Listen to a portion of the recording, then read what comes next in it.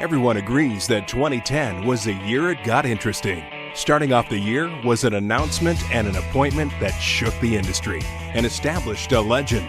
2010 was a year that Shane Moran and Bernie Chua tapped none other than Mr. Holton Buggs to be your Vice President of Sales. And things started to happen quickly.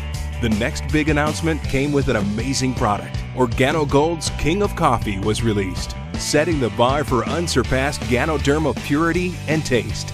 It was a pure line of coffee. Everybody got a chance to taste the coffee at that event, and everybody just was electrified from the taste of the King of Coffee. And we came up with a promo that particular weekend, Mr. Buggs, Mr. Moran, Mr. Chua, and it really created a lot of synergy from that one event, and that is when the company really lifted off.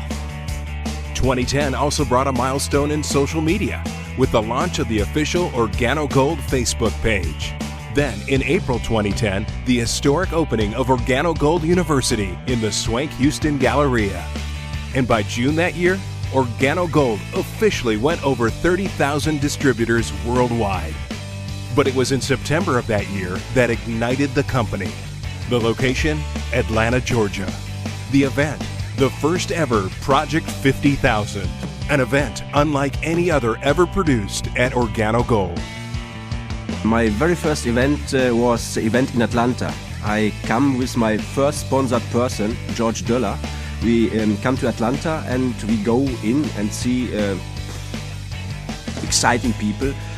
An army of very exciting people. The edification of the diamonds was amazing.